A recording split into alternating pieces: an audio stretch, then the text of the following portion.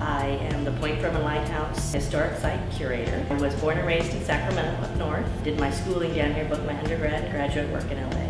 So I got the job here about 9 years ago at the Point Fermin Lighthouse. Sacramento, when I was there, was still a pretty, even though it was the capital of California, it still was a fairly small town feel, agricultural based, a lot of trees.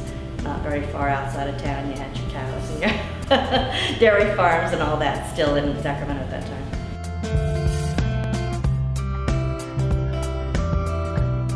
My undergrad was in history, so I had a history background, U.S. history, cultural history mostly based.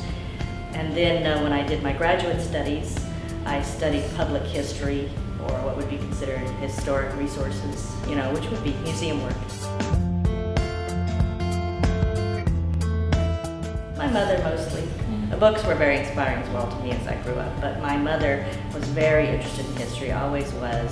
When I was young, my Aunt Maxine would send every year to my mother for Christmas a book from the National Geographic. And usually it was on Egyptians or something of that sense. I think even one year we got one on the Mayans, And so ancient cultures really interested me early on when I was a child, and I would sit and look through those books all the time. And the pictures of the Egyptian masks and all the beautiful things that they found in the tombs. And that's probably my earliest inspiration. And then as I grew up and got older, my mother would drag me, of course, to every historic site around as we traveled, and I enjoyed it. I loved it. And I can remember in high school we went through the South, and we got to see some of these big southern mansions, and they were just amazing. Not only was the beautiful house amazing, but the grounds around it, these tree-lined, entrances and big oak trees, and it was just it was a wonderful inspiration to see the sights of our nation.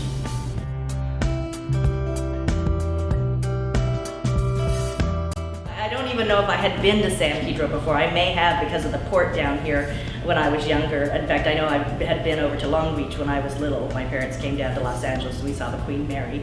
So I knew I had been in the port area when I was younger, but I don't really even know if I had been to San Pedro before that, So really it was the job that brought me here to San Pedro.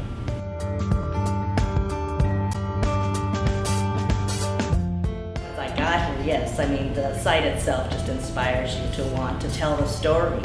And when I got here, some of the story was available, through the locals here who had the story in their memories.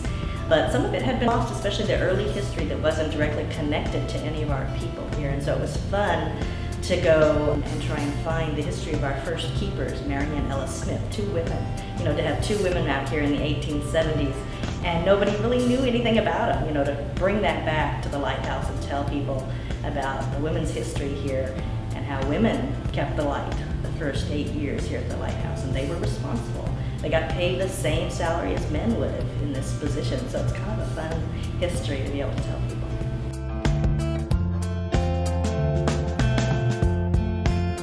I have so many, it's hard to pick. But probably the ones that I'll take with me someday when I leave, I don't expect to leave anytime soon, but would be, John Olguin, who was the father of San Pedro. Him coming to visit me down here. Sometimes it was just a drop in and say hello, but other times it was related to important historical events, and Huell Hauser came to tell our history of bringing back the lens, which was an exciting time for everybody related to the lighthouse, getting the lens to come back to the lighthouse, the historic lens. And to be with John telling the story out front of the lighthouse, and Huell Hauser there asking us questions. It was just kind of a fun memory. And I think I'll always take that with me wherever